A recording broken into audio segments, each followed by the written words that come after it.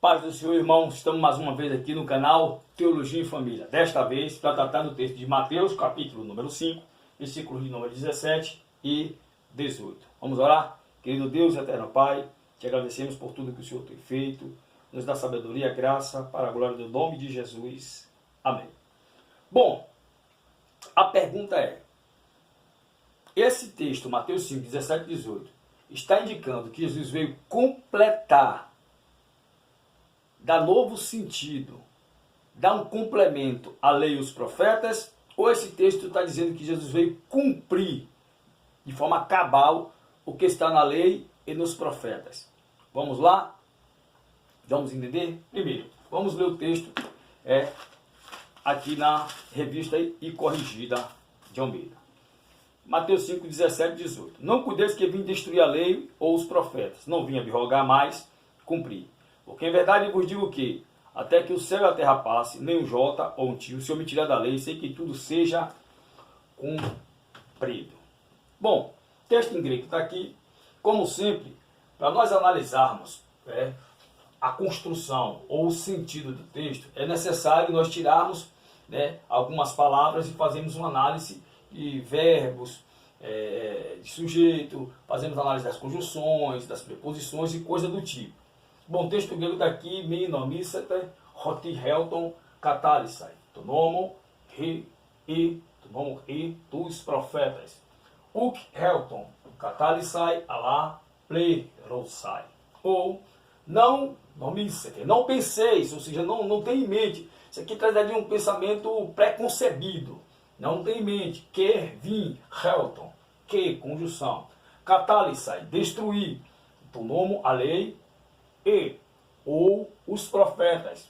Uk helton, não vim, katalisai, destruir, ralar, mas plerosai, cumprir, completar, dar um sentido, coisa do tipo. Bom, vamos tirar algumas palavras aqui que são importantes. Aqui menomícete, aqui você tem um verbo. Aqui você tem roti. Primeiro, eu queria olhar essa preposição roti. Se a preposição roti, ela vem acompanhado ou ela vem entre dois verbos. Um verbo helton, que esse verbo aqui está no modo indicativo, e ela vem antecedida de nomícete, que é um verbo de preposição. Bom, quando isso acontece, quando você tem roti acompanhado de um verbo, aqui, helton, no modo indicativo, antecedido por um verbo que traz a ideia de percepção, nós temos aqui a ideia de um discurso objetivo indireto. Bom, Jesus aqui não está respondendo uma pergunta. Ninguém chegou assim, Senhor, o Senhor veio destruir a lei e os profetas? Não. Então, a ideia do discurso indireto aqui, quando o escritor inspirado ele escreve dessa forma, ele está querendo revelar ou mostrar que Jesus está indiretamente respondendo uma pergunta. Que pergunta? Pergunta íntima, interior daqueles que estavam em volta de Jesus. Jesus conhecia o interior do homem. E por isso você tem aqui uma construção que indica um discurso indireto, ou seja, ele está respondendo, mas ninguém lhe perguntou. Mas ele sabe que está respondendo ao coração dos homens. Então você tem aqui uma resposta, ou um discurso indireto de Jesus ao coração, ao pensamento, penseis, ao pensamento deles. E aqui traz de tradição e coisa do tipo. Bom, aqui tem um infinitivo, katalisai. Esse infinitivo ele aparece duas vezes, aparece aqui e aparece aqui novamente, katalisai. Esse infinitivo, o infinitivo ele tem modos, ele é agrupado. E aqui é o que nós chamamos de infinitivo de modo final. Infinitivo de modo final, ele traz a ideia de propósito. Então, katalisai, Jesus está querendo mostrar o seguinte, que no discurso dele, que o propósito dele, ele usa esse infinitivo de modo final, que o propósito dele não é destruir o nome, a lei ou os profetas. Então, logo de imediato, quando ele usa esse infinitivo, ele está mostrando que ele não tem esse propósito. Não foi não foi esse o propósito da vinda do Senhor Jesus Cristo. Não é essa a ideia da vinda dele. Bom, então, a ideia aqui, quando você usa infinitivo, é de propósito. Então, o propósito dele não foi destruir. Não destruir. Não penseis que ele vim destruir a lei. Aqui você tem, novamente, observe, que é uma conjunção alternativa. Essa conjunção alternativa e ela traz a ideia de uma conclusão alternativa, né? Uma ou outra, a lei ou os profetas. Eu não vim destruir a lei ou os profetas, nem uma coisa, nem outra. Aí ele continua, Uc Helton Catalysai. Aqui ele repete um infinitivo, mostrando que ele tem um propósito, e agora o propósito é revelado, né, através dessa conjunção adversativa. Porque observe que ele diz aqui, não penseis que vim destruir a lei ou os profetas. Não vim destruir. Ou seja, meu objetivo não é destruir, meu propósito não é destruir. Aí agora ele lança o propósito dele, não é destruir, mas, aqui você tem uma conjunção adversativa que traz uma ideia de oposição, se opor ao que foi dito anteriormente. Ele não veio destruir, mas plerosai, cumprir, completar ou dar novo sentido. Bom, alguns entendem que a ideia aqui é como se você tivesse um copo que está quase cheio e que alguém vem aqui, plerosai, completa o copo. De modo que aqui tem a lei e Jesus completou a lei. Então você tem a lei completa, ou seja, Jesus dando completo sentido da lei. Bom, mas é isso que o verbo aqui está falando? Não. Por incrível que pareça, não é isso que o verbo quer falar. Por quê? Vou te explicar por quê. Porque esse verbo plerosai, quando ele aparece acompanhado, né, dessa expressãozinha aqui, os profetas, o que? Ele veio completar. Completar o quê? Bom, não é completar a lei ou os profetas. Ele não veio destruir a lei e os profetas, mas completar. Completar o quê? A lei ou os profetas. O problema é que quando esse verbo aparece acompanhado dessa expressãozinha aqui, os profetas, toda vez que isso acontece, a ideia não é de complemento, não é de dar um novo sentido, mas a ideia não é de completar, mas é de cumprir, de cumprimento real mesmo. Então, quando ele usa esse verbo aqui, plerosai, juntamente, que está aqui dentro da cláusula, com os profetas, a ideia final é de que Jesus cumpriu algo que foi dito pelos profetas, não completou. Não é completar, é cumprir. O profeta profetiza, Jesus vem e cumpre no tempo aquilo que foi profetizado anteriormente pelo profeta. Então não tem como nós entendermos que isso aqui é um complemento de uma profecia, porque Jesus não está completando profecia nenhuma, Jesus está cumprindo cabalmente, dentro do tempo, aquilo que foi dito anteriormente.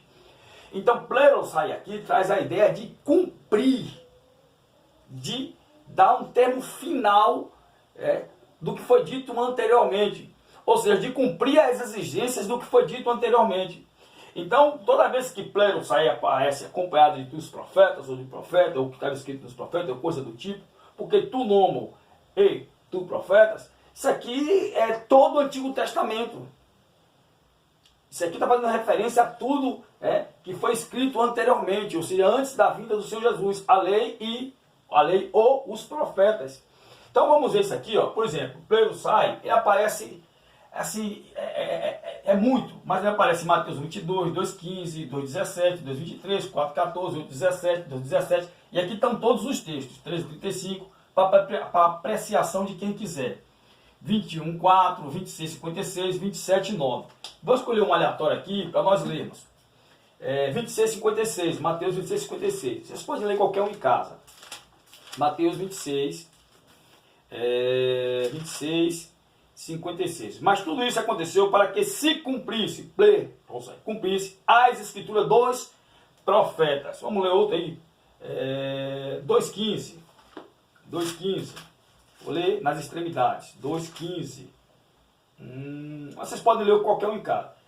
E esteve lá até a morte de Herodes, para que se cumprisse o que foi dito da parte do Senhor pelo profeta, que diz: do Egito chamarei o meu filho. Então a palavra plerou, vinculado ao termo profeta, sempre traz uma ideia de cumprimento, não de complemento, mas de cumprimento, de termo final, cabal, acabou. Então não é completar a lei ou os profetas, é cumprir. Então se é cumprir, os profetas, é claro que é cumprir a lei.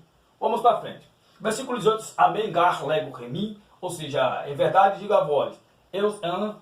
Aqui é o seguinte, bom, esse verso 18 aqui, ele já está fazendo a complementação do que foi dito no verso 17. Que ele diz assim, ó, amém, gar, lego, remi, em verdade, diga a vós, que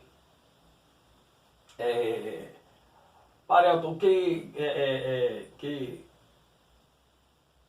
não passará coisa do tipo, que é Mateus capítulo 5, versículo de número 17, como eu fui traduzindo aqui, porque em verdade eu digo que até que o céu e a terra passem, até que, aqui ele diz passe, né? Até que passem, né? Rolandos, cai, reguem, o céu e a terra, iota e traço, tio, omi, não passará, ou nunca passará, da parte da lei, até que todas genetai, cumpra-se. Então, vamos analisar. Da mesma forma, primeiro, amém. Isso aqui é uma partícula, alguns entendem que é um advérbio. A ideia aqui é de pura verdade, ou seja, o que ele vai introduzir aqui agora é inquestionável. Gar, posição lego, rimi. Diga a vocês, Reus, aqui esse termozinho, ele aparece duas vezes, aqui e aqui. Isso aqui é uma conjunção. Bom, essa conjunção aqui é o que nós chamamos de uma conjunção temporal. Essa conjunção temporal tem uma função importante, porque quando ela aparece, ela indica uma contingência futura, né, da perspectiva do tempo do verbo principal, ou seja, ela limita a ação do verbo principal a partir dela, ou seja, tudo que foi dito antes dela está condicionado, está limitado àquilo que vai ser dito depois dela. Então, quando fazemos o uso dessa conjunção, nós estamos limitando a ação, ou tudo que foi dito anteriormente, em função de algo que vai ser dito a partir daquele momento. Então ela aparece aqui e aparece aqui. Aqui outro também tem omi. Essa construção aqui, omi, e aqui interessante que ela aparece acompanhada desse verbo aqui. Esse verbo aqui está no modo subjetivo, isso, que é o modo da probabilidade. Geralmente quando você tem essa construção acompanhada desse verbo aqui, porque o modo subjetivo é o modo da probabilidade, não é o modo da certeza. E quando você tem essa conjunção, essa construção junto com o verbo no modo subjetivo, nos parece que algo que possa ou não possa acontecer. Mas não é isso que o autor está falando aqui. Quando ele usa essa construção omi mais o verbo no modo subjetivo, ele está trazendo a ideia que não há nenhuma possibilidade, já que o modo subjetivo é o modo da possibilidade, da incerteza. Ele diz aqui que não há nenhuma possibilidade, nenhuma potencialidade de algo daquela forma aconteceu, algo que foi dito ocorrer. Então, omi, junto com o verbo no modo subjetivo, indica uma possibilidade de não ocorrência. Na verdade, ele está dizendo que não existe nenhuma potencialidade de que isso possa ocorrer. O que é que ele está falando? De que um J ou um tio possa ser tirado da parte da lei sem que tudo seja cumprido. Então, quando ele usa isso aqui, ele está dizendo o seguinte, que não tem nenhuma probabilidade que a lei passe ou que alguém possa tirar alguma coisa, não existe nenhuma potencialidade sem que tudo seja cumprido. Então, para que seja tirado o J, para que seja tirado o tio, é necessário, aqui diz essa Constituição, que da parte da lei que seja tirado, que tudo, panta, genetai, tudo se cumpra. Então, essa conjunção temporal, ela traz uma limitação no que foi dito antes dela, em função do que vai ser dito depois dela. É que ela vem acompanhado dessa partículazinha an que não é traduzido. No que vai ser dito após ela. Então aqui você tem a ideia de até que. Aí ele diz aqui, ó, panta, tudo, genetai, cumpras. Tudo, genetai, aconteça. Bom? Então você tem aqui o adjetivo panta, que é tudo, tudo o quê? Tudo que foi dito anteriormente. Ou seja, que a lei e os profetas, eles terão que se cumprir e não serão destruídos até que tudo se cumpra, tudo aconteça, ou tudo venha à existência, tudo passe a existir. Está aí o porquê a tradução que Almeida coloca aqui, que é seja cumprido, cumprir é vir à existência, acontecer até que tudo seja cumprido. Bom, olhando para esse texto, versículo 17 e versículo 18, fazendo essa análise que nós fizemos aqui, fica claríssimo em função tanto do uso do verbo plerosai, junto com os profetas, ou a lei, como o uso desse verbo aqui, acompanhado dessa conjunção temporal, é que a lei ou os profetas, eles só vão passar se forem cumpridos. De modo que ele só vai passar até que, ou seja, quando tudo for cumprido, quando tudo acontecer. Tudo o que? O cumprimento da lei ou dos profetas. Da lei e dos profetas. Então está aqui a ideia do texto. O que é que Jesus está querendo falar aqui? Não é que haverá um complemento, mas que a lei ou os profetas, a lei e os profetas, eles só vão deixar de existir e só vão deixar de ter a sua essência. Quando eu falo em essência, eu estou falando sobre o objetivo da lei e dos profetas. Só vão deixar de cumprir o seu objetivo quando tudo for cumprido. Tudo que está na lei e nos profetas. E vemos claramente nas escrituras por toda ela que o verbo plerosai, junto com esse substantivo profetas, sempre que eles estão juntos, a ideia é de cumprimento, ou seja, o autor sempre está fazendo esforço para mostrar que os profetas estão se cumprindo. Olha, o profeta se cumpriu, o profeta se cumpriu, o profeta se cumpriu. De modo que o verbo plerosai, aqui agora tem uma função interessante para nós encerrarmos, ele foi propositalmente utilizado aqui. Por quê? Porque se a ideia é de completar de forma cabal, ou seja, de cumprimento, quando ele usa esse verbo aqui, plerosai, ele está dizendo o seguinte: Jesus veio e completou, ou seja, cumpriu de tal forma os profetas que não tem possibilidade de que alguém possa adicionar mais alguma coisa. Ou seja, não tem possibilidade da vida de outro Messias, ou que isso se complete, ou que isso venha a ocorrer novamente. Por quê? Porque ele foi completado, não tem mais espaço. Ou seja, Jesus ele cumpriu o que estava nos profetas. Amém? Então está aí. A ideia é que realmente a lei e os profetas só vão passar, ou só passariam na época, quando tudo que está na lei ou nos profetas se cumprisse. E Jesus cumpriu esse objetivo. Amém. Que Deus continue abençoando a todos, para a glória do nome de Jesus.